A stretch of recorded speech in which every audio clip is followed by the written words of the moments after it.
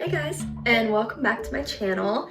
So I know I've been gone for a few weeks at this point, and I just wanted to apologize for that. I don't want to make any excuses for it because there's really no excuse to not upload, and I just wanted to apologize. So just wanted to get that out of the way because I didn't want to just ignore the fact that I haven't been here for a couple of weeks. So getting back into the swing of things, today's video is going to be the last video in the Celebrity Cases series. I know that I kind of took a little break off from it, but this is the last video because I like to make 5 of each video in each series. So this is the 5th video in this series, and then we're going to be moving on to the next series, which I believe I already announced, but if I didn't, or if I'm forgetting, or if none of you were here when I announced the last one, it's just going to be all about unsolved murders, basically, and unsolved crimes, anything like that. So I'm pretty excited about that one, but today's case is just the last one of the Celebrity series, and if you can tell by the title, this is all about the case of Nancy Spungen and Sid Vicious and their sort of deadly romance, if you will, and the way that it ended. Now, this video is going to be more of a deep dive into Nancy Spungen's life specifically. I always try to advocate for the fact that victims are so much more than the way that their lives ends, and so we'll be looking into her life, her career, her relationships, and of course her tragic demise in the end, and how Sid Vicious kind of not caused the death necessarily, but caused the events that led up to this death. So if you're interested in any of that, please keep watching. Nancy Spungen was born on February 27th, 1958 in Philadelphia, Pennsylvania, to her parents Deborah and Frank Spungen, and she was described as an incredibly abrasive and aggressive child. Deborah had said that she pretty much ran the household, she made the rules, and the house could not be at peace until Nancy got what she wanted. Deborah even said that one time Nancy attacked her with a hammer, and she was actually expelled from elementary school at only 11 years old, and at age 15 was diagnosed with schizophrenia. And Nancy was sent to a mental hospital after her diagnosis, and after that she attended a boarding school for troubled teens. And she actually ended up graduating from this boarding school, and she even went on to briefly attend college at the University of Colorado Boulder, but she ended up getting in trouble with the law and having some run-ins with law for marijuana possession and stolen property charges. She was expelled from the University of Colorado Boulder, and as part of her plea deal with the police, she was banned from ever returning to the state of Colorado, which I had never heard of this before, but apparently if you commit certain crimes, you can be banned from states. So she was never allowed back into the state of Colorado as part of her plea deal. After this, she ended up moving to New York City at the age of only 17 years old, and according to Deborah, she thought that her daughter's life mission was to piss other people off.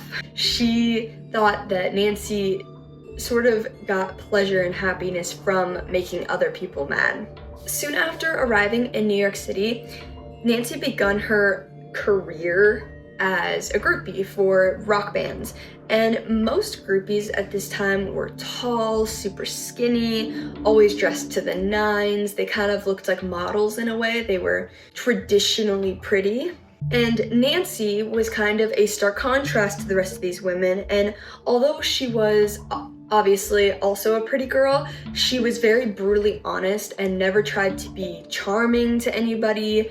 She didn't look anything like the rest of the groupies. She didn't dress the same way, she didn't do her makeup the same way, anything like that. People actually described her as loud, obnoxious, and unlikable. She was mostly accepted by the music groups and the rock bands that she would follow because she was always available to give them heroin. So that's how she was able to get in with a lot of these groups, was by being sort of their dealer in a way. Now, the first big group she started following was Johnny Thunders and Jerry Nolan of the Heartbreakers, and she followed them all around New York and eventually even followed them to London. And this is where she started following a newer group at the time in 1977 called the Sex Pistols. And she was particularly interested in the group's bassist, John Simon Ritchie. also known as Sid Vicious. She actually originally had tried to make a move on the front man of the Sex Pistols, who was named Johnny Rotten, but he didn't respond to that and he wasn't interested, so she ended up just moving her attention to Sid Vicious. The rest of the group did not like the way that Nancy acted. They didn't like the way that she held herself and the way that she would be sort of attitudey about everything, and they actually banned her from touring with them in America. However, Sid was extremely attracted to Nancy's attitude. It was something different for him. He had never seen this from, I guess, a woman before, so he was very attracted to this and very drawn to this in Nancy. Now, when Nancy was banned from touring with them, when they went on tour, Sid started acting out extremely while they were on this tour. He even went so far as to smash a fan over the head with his bass while at a show in Dallas. And Sid at this time was very into the rocker lifestyle. He was a drug addict and he was, promiscuous and was described as being a mess by his fellow bandmates and also his manager. Once Nancy came into his life, instead of helping his situation, it actually just got 100 times worse. His lifestyle and the choices that he made just went even more downhill after Nancy came into his life. In January of 1978, the Sex Pistols officially broke up and disbanded. The other group members said the main reasons were Sid's drug addiction and his relationship with Nancy. They pinned that as the reason why the band broke up. But in August of 1978, Sid and Nancy moved into the Chelsea Hotel in room number 100, and this was a very famous hotel for other musicians and other musical acts, such as like Bob Dylan, Janis Joplin, Jimi Hendrix. So it was a very iconic place to live, and they had wanted to live there to live out their rocker dreams and live out that kind of lifestyle. The couple used the time they were in the hotel, which was about 2 months, to what they called escape from the world, which other people basically said was just them getting high constantly and just using that time to find a bunch of new drugs and get interested in a bunch of new drugs. Some of their friends became worried about them and their heavy drug abuse, and they thought it could only lead downhill, and they thought it could only lead to negative things. Some people noticed that Nancy would not really let Sid be away from her, and in their opinions, it was more than just a clingy girlfriend. It was more like if they were separated, they would act out wherever they were until they were brought back together. And she would go a little bit even further with it, and when he was not there, she went as far as to slit her wrists and fake suicide attempts just so that he wouldn't try to leave her alone and that he wouldn't feel comfortable leaving her alone ever, because she wanted to be by him all the time. Now, she would often also speak as his managers when he was asked questions about certain things pertaining to his music, his personal life, anything like that. She would get him gigs, and whenever he was too high to speak publicly in a public setting, she would speak on behalf of him. On the night of October 11th, 1978, some of Sid's friends were over at the couple's room in the Chelsea Hotel, and they watched as Sid took a ton of drugs. They said they saw Sid take as many as 30 tablets of Tuinal, which is a prescription insomnia and relaxation drug, and this is a much larger dose than most humans could even survive taking, much less enjoy taking. And it did put Sid into a comatose sort of state, and he was in a deep state of unconsciousness until the early morning hours and was basically just passed out the whole time. At around 2:30 a.m., the morning of October 12th, 1978, Nancy had asked a bodyguard / their drug dealer for Sid named Rocket's Red Glare for Dilaudid, which is an opioid painkiller.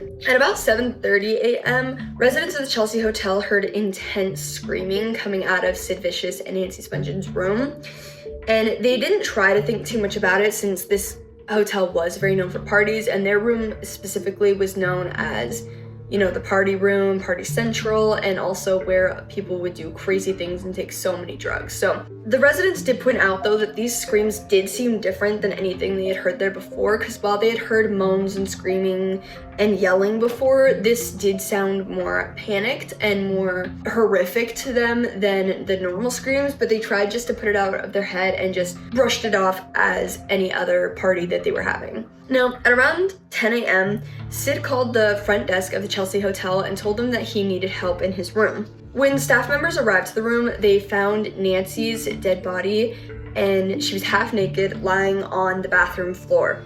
and they saw that she had been stabbed in the stomach with a knife, and it appeared that she had bled to death just from what they saw on the scene. She was only 20 years old when she passed away, and Sid was crying and screaming up and down the halls about how he killed her. So the staff members at the hotel noted that once they found Nancy's body, he was just hysterical, running up and down the halls, yelling that he had killed her and that it was his fault that she was dead. So when the police officers arrived, obviously Sid was arrested and charged for her murder. They quickly dealt with him, and people who were at the scene said that Sid had confessed personally to them, and also that he had said things to the police that it was his fault that Nancy was murdered.